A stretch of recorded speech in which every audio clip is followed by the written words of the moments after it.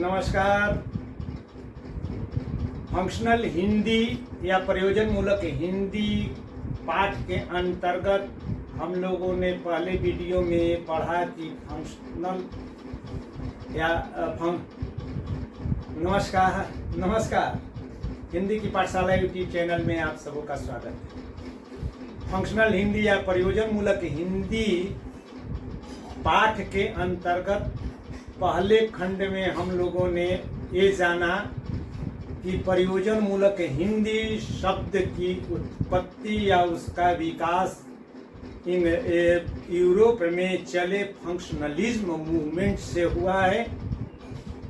और दूसरे वीडियो में हम लोगों ने ये देखा कि भारत में फंक्शनल हिंदी या प्रयोजन मूलक हिंदी का विस्तार कैसे हुआ, विकास कैसे हुआ।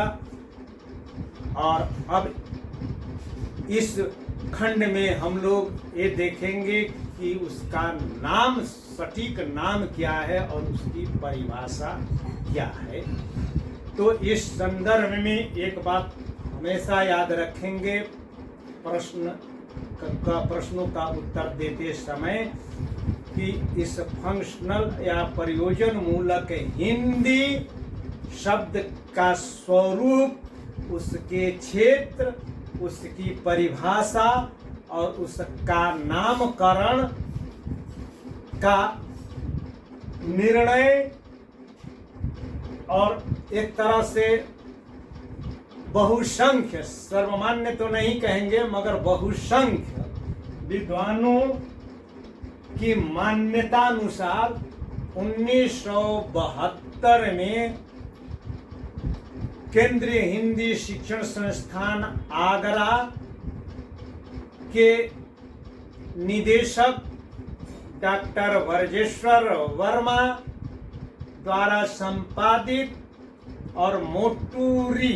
सत्यनारायण द्वारा उत्प्रेरित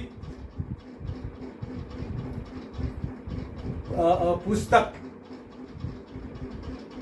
प्रयोजन मूलक हिंदी के विविध आयाम से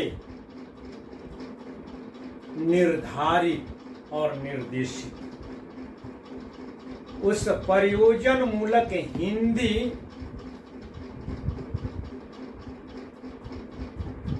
के नाम पर बहुत गहन विचार हुआ और सबसे सुझाव माना गया। तो उस स्थिति में 6 नाम विद्वानों द्वारा सुझाए गए: व्यवहारिक हिंदी, कामकाजी हिंदी, कार्यालयी हिंदी, प्रयोजन मूलक हिंदी, प्रयोजनीय हिंदी और प्रायोगिक हिंदी।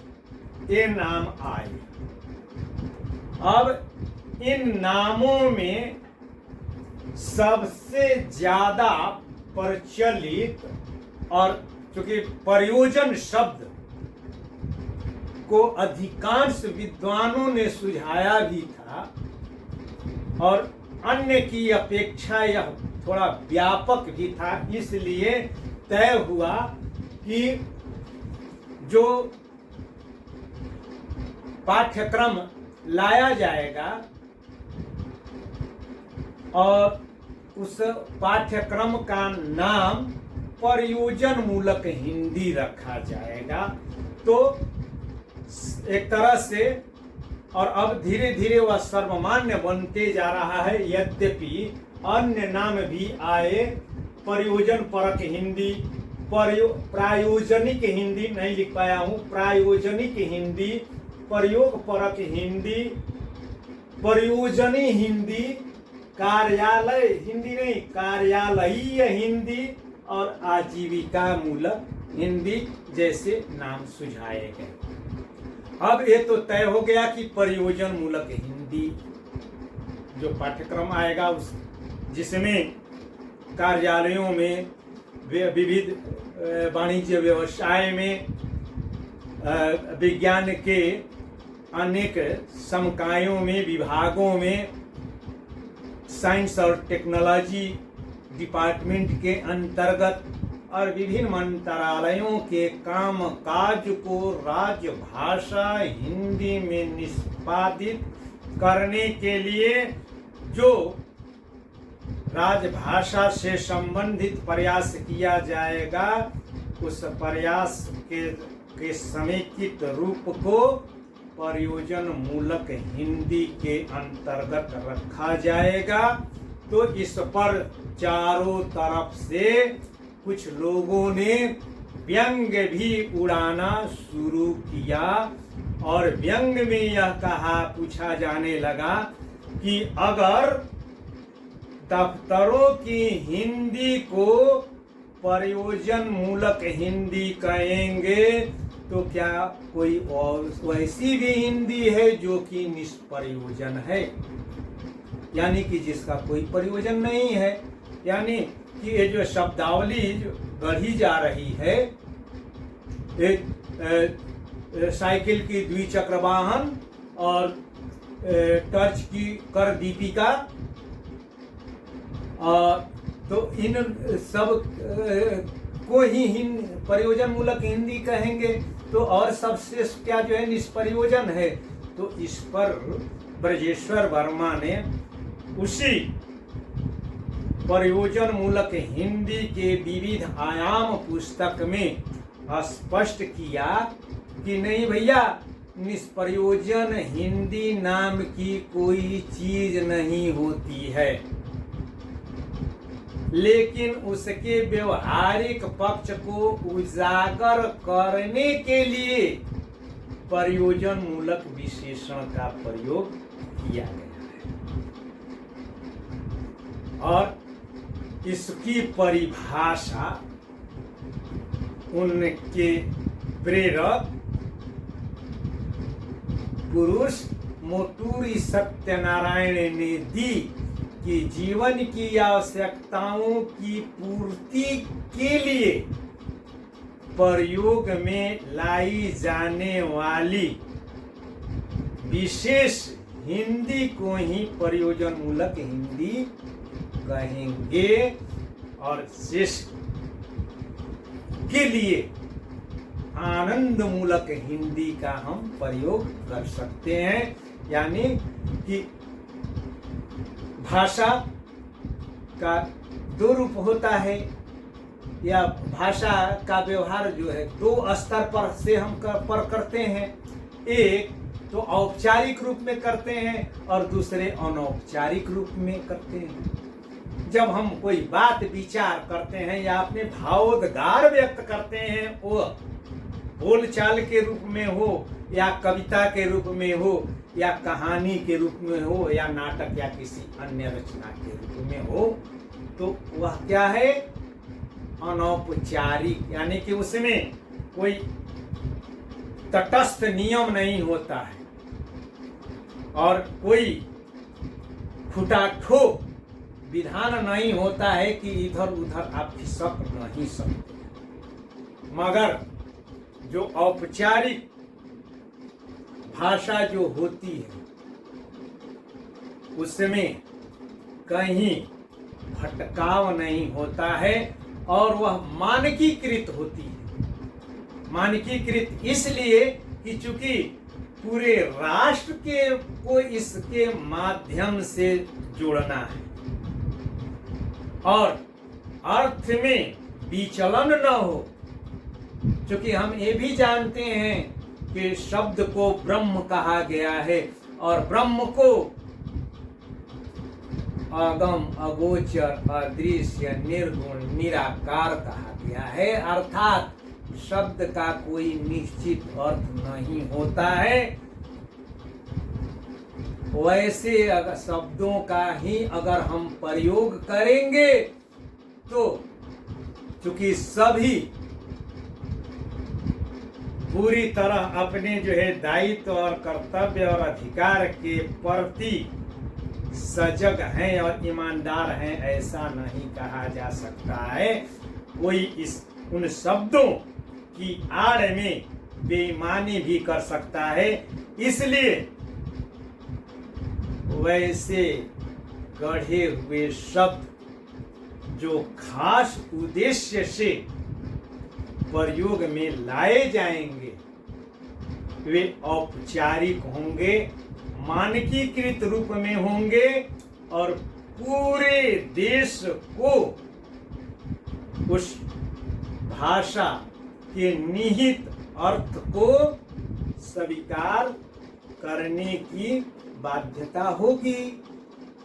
इसीलिए इसको प्रयोजन मूलक हिंदी कहा जाएगा।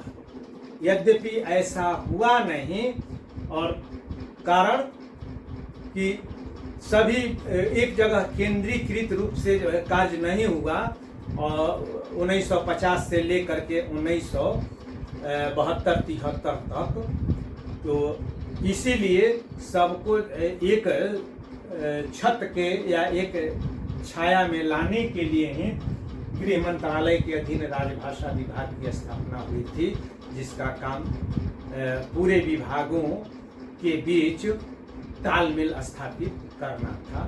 तो शब्द के अर्थ के साथ खिलवाड़ न हो, इसलिए प्रयोजन मूलक विशेषण जोड़ दिया गया। और इस तरीके से भाषा के दो रूप हो गए कि एक को जो है आनंद मूलक कहेंगे, और जो आनंद मूलक नहीं है या जो गढ़ी हुई जो है भाषा है, या जिन शब्दों को अनुदित किया गया है या कहीं से लिया गया है किसी खास मकसद के लिए, तो वह जो है प्रयोजन मूलक हिंदी है। और शेष आनंद मूलक हिंदी है साहित्य, यानी कि जो प्रयोजन मूलक हिंदी नहीं है वह आनंद मूलक हिंदी है। यानी कि कार्यालयों में, विभिन्न मंत्रालयों में, विभागों में, व्यापार वाणिज्य में, मंडी में, जनसंचार में जो भाषा या जो रूढ़ भाषा प्रयोग में लाई जाएगी वह प्रयोजन मूलक हिंदी है। और वह उसके लिए किसी खास टर्म के लिए पारिभाषित शब्द हैं, और वे पारिभाषिक हैं, इसलिए थोड़े अपरिचित भी होते हैं, क्योंकि वे स्वतः स्फूर्त या स्वतः सीखी हुई या गृहीत भाषा न हो करके उसको सीखना पड़ता है। तो इस तरीके से प्रयोजन मूलक हिंदी को सरल भाषा में इस तरीके से परिभाषित किया जा सकता है, जैसे कि मोटूरी सत्यनारायण जी की भी परिभाषा बहुत ही प्रचलित और मान्य परिभाषा है, जिसमें वे कहते हैं कि जीवन की आवश्यकताओं की पूर्ति के लिए प्रयोग में लाई जाने वाली हिंदी ही प्रयोजन मूलक हिंदी है। और इसे अपनी भाषा में कहें तो हिंदी भाषा का वह स्वरूप या वह विशेष भाषा जिसका प्रयोग किसी खास उद्देश्य के साथ मानव जीवन की जो विविध आवश्यकताएं हैं, सामाजिक, आर्थिक, धार्मिक, सांस्कृतिक, उन आवश्यकताओं की पूर्ति के लिए जिस भाषा का प्रयोग किया जाता है वह हिंदी का वह रूप प्रयोजन मूलक हिंदी है। तो स्पष्ट हुआ कि किसी खास उद्देश्य की पूर्ति के लिए भाषा का विशेष रूप जो दैनंदिन के कार्यों को संपन्न करने के लिए आवश्यकताओं की पूर्ति के लिए प्रयुक्त होती है, वही प्रयोजन मूलक हिंदी है।